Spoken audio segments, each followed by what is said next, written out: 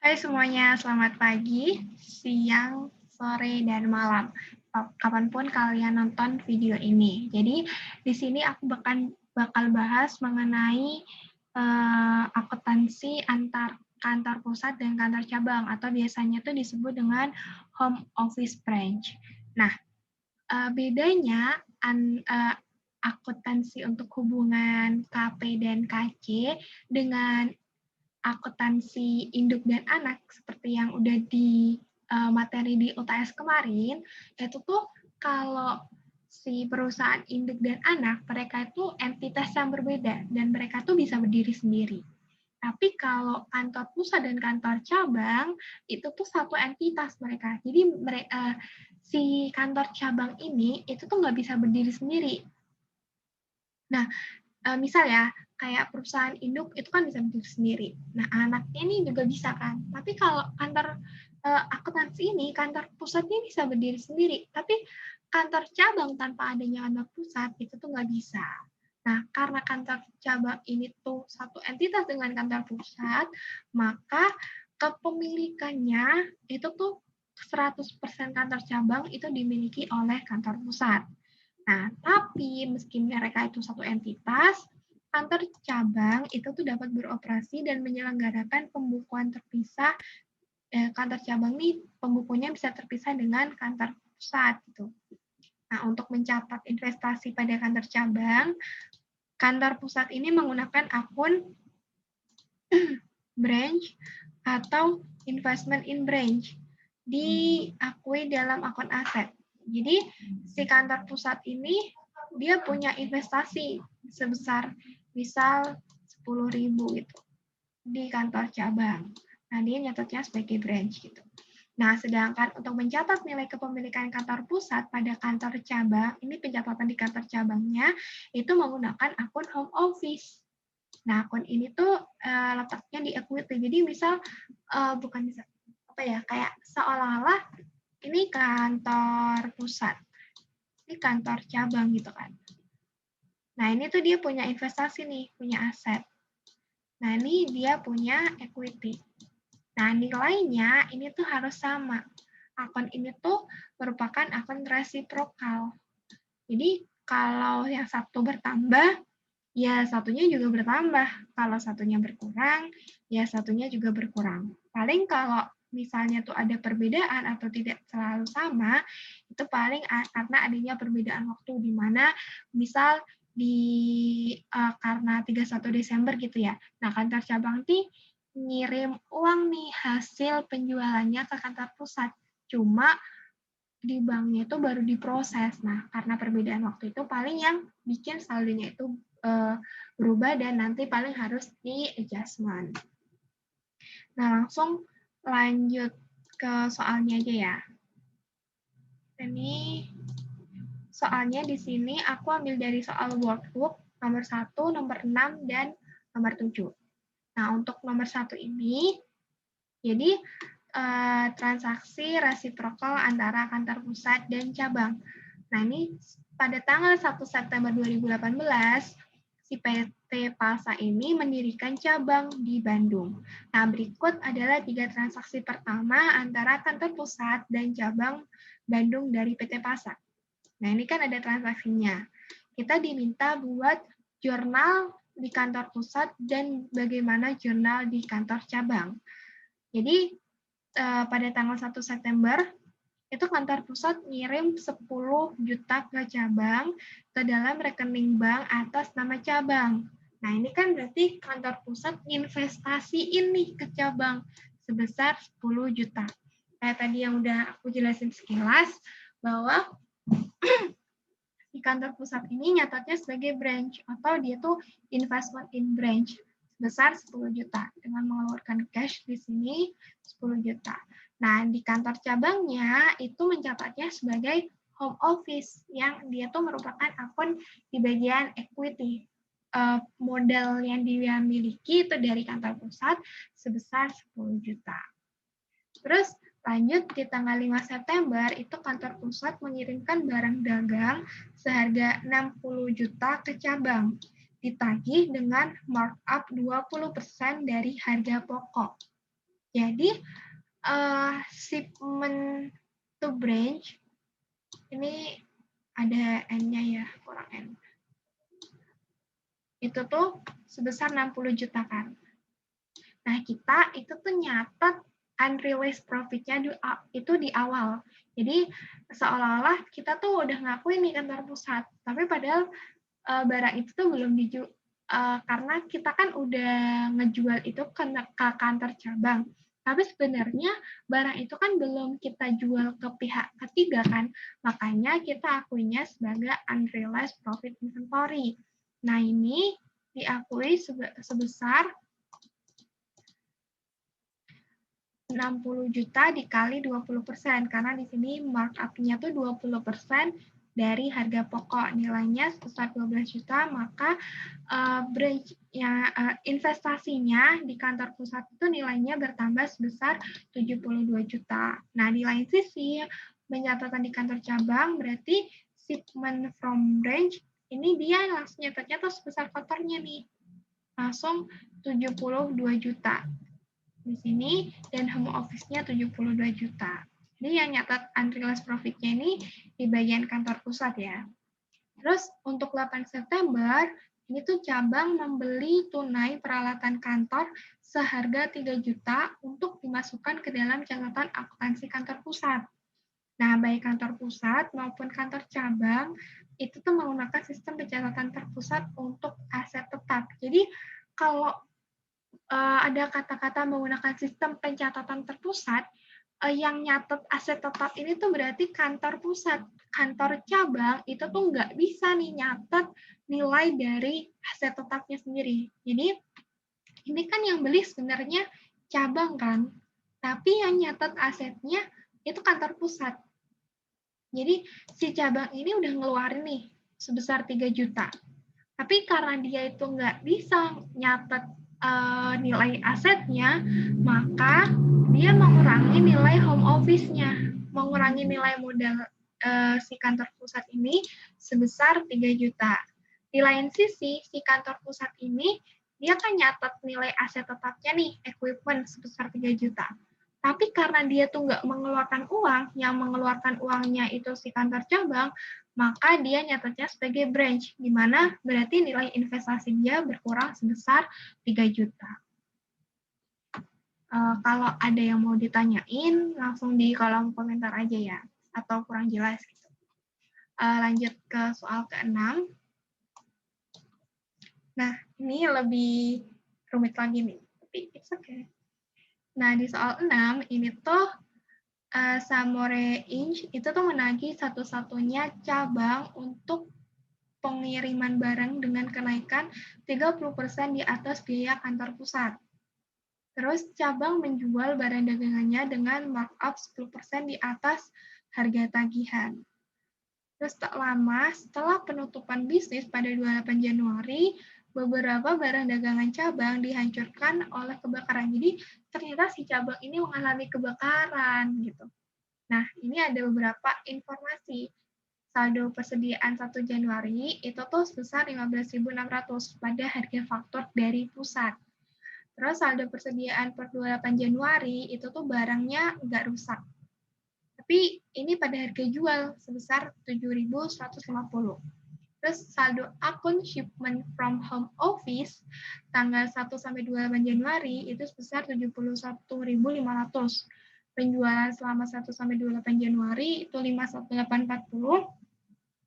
Ada retur penjualan, persediaan yang aktual emang diretur sebesar 3.220 dan sales allowance dari tanggal 1 sampai 28 Januari, tapi sales allowance-nya ini karena price adjustment sebesar 300. Nah, yang pertama, kita itu diminta untuk mempersiapkan kertas kerja untuk menghitung taksiran biaya ke kantor pusat dari barang dagangan yang dihancurkan oleh cabang Samore Inc. pada tanggal 28 Januari 2020. Nah, ini gimana ya cara ngerjainnya gitu kan. Yang pertama, kita cari nilai COGS-nya dulu nih. COGS yang sebenarnya gitu kan. COGS dari barang yang terbakar gitu kan. Jadi saldo persediaan 1 Januari 2020, sini kan udah dikasih tahu nih, 15.600. Dia tuh pada harga faktur dari pusat. Jadi kalau lihat di nomor 1, ini tuh nilai ini, 72 juta ini. Jadi setelah mendapatkan unrealized, setelah ditambahkan dengan unrealized profit inventory. Jadi setelah ditambahkan 30% di bagian kantor pusat gitu ya. Ini kan kita nyatetnya di sisi kantor cabang kan. Nah, terus untuk yang kedua yaitu saldo saldo akun shipment from home office tanggal 1 sampai 28 Januari itu sebesar 71.500 yang tadi 72 juta itu kan. Istilahnya di situ. Maka saldo persediaan Januari ini sebesar 87.100. Nah, terus saldo persediaan 28 Januari barang yang tidak rusak ini kan berarti persediaan akhir kan. Itu didapat karena dia itu pada harga jual, sedangkan si cabang ini jual dengan markup 10%, maka kita cari harga sebelum di markup. Nah, ini kan harga jualnya. Kita cari harga beli yang didapat dari kantor pusat. Nah, ini berarti 7.150 dikali 100 per 110. Ini nilainya 6.500. Atau misal 7.150 dibagi 110%. Langsung aja kayak gini juga bisa. 6.500. Maka COGS selama bulan Januari itu sebesar 86.600. Ini COGS secara keseluruhan. Jadi COGS untuk barang yang emang benar-benar dijual dan COGS dari barang yang ternyata juga terbakar. Karena kita kan cari berapa sih COGS barang yang terbakar ini. Nah, kita setelah itu cari barang dagangan yang terjual gitu kan. Yang pertama, salesnya di sini tuh 51.840 penjualannya. Terus sales return yang emang aktual terjadi itu sebesar 3.220. Nah, sales allowance di sini kenapa dia nggak dikurangin? Karena kita kan cari COGS nih. COGS dari barang yang emang terjual. Sedangkan sales allowance di sini itu tuh cuma karena price adjustment. Dia nggak ada kaitannya dengan barang. Makanya kita nggak kurangi nih di sini. Nah, net sales-nya di sini berarti sebesar 48620. Nah, ini kan sales-nya nih. Kita cari COGS dari penjualan netonya.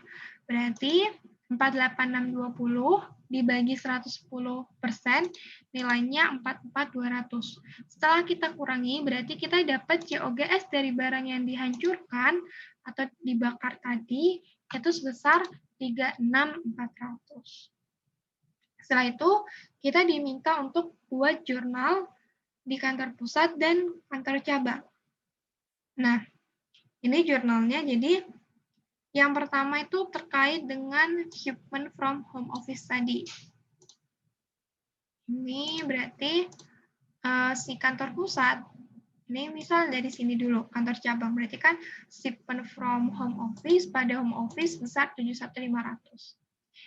Untuk di kantor pusat, berarti dia nyatetnya branch-nya sebesar 71.500, karena dia tuh punya markup-nya 30%, berarti ini 71.500 dibagi 130%, dan ini selisihnya. Atau misal, ini tuh berarti kali 30% per 130. Ini nilainya. Jadi ini nilai shipment to branch-nya dan ini unrealized profit inventory-nya. Setelah itu, kita mencatat yang terjual nih, sales-nya, sebesar 51.840. Jadi akan receivable pada sales di kantor cabang sebesar 51.840.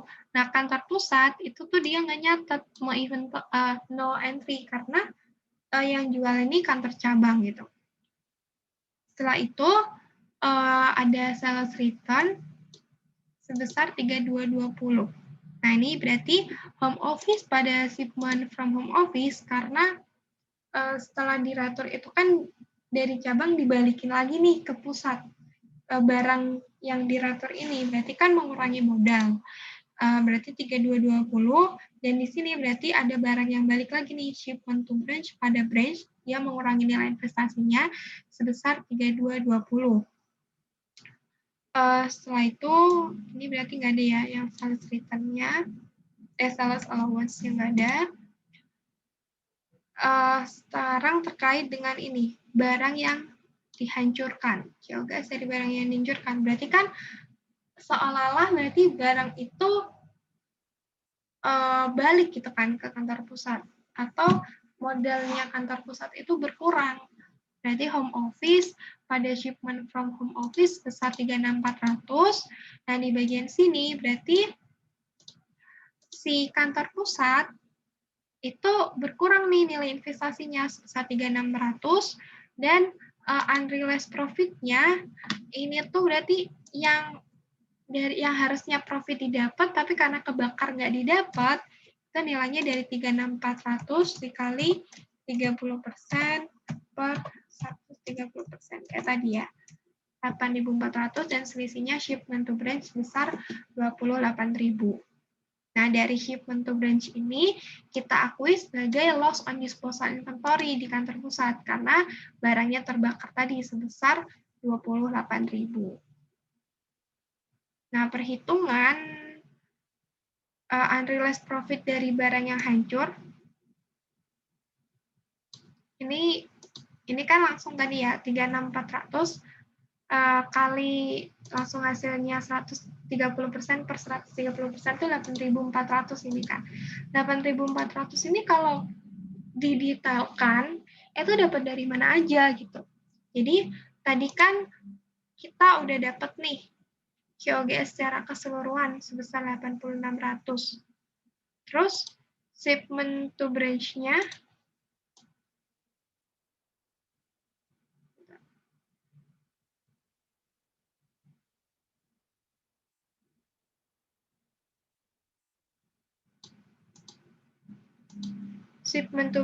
ini berarti dari 8.600 ini nilai sebelum di markup tadi ya, berarti kan nilainya ada 62.000. Tadi kan ada nilai ini 30% ini kan dengan kenaikan pengiriman barang ini. Maka realized profit-nya tuh 18.600 selisihnya. Terus realized profit from sales itu didapat dari 44.200 dikurangi ini 44.200 terus dikurangi dengan 44.200 per 130% nilainya 10.200 maka realized profit from loss on disposal inventory sebesar 8.400. Ini ya, jadi unrealized profit 1 Januari-nya 3.600, unrealized profit 1 Januari sampai 28 Januari 16.500, terus totalnya 20.100, unrealized profit 28 Januari 1.500, ini didapat dari ini 6.500 dikurangi 6.500 per 130%. Jadi kita tuh cari nilai 30%-nya aja, nilainya tuh berapa gitu kan. Sini tuh udah aku ringkas di sini tadi hasilnya 8.600, realized profit-nya 18.600 hasilnya. Terus di sini realized profit from sales ada 10.200, maka realized profit from loss on disposal inventory sebesar 8.400.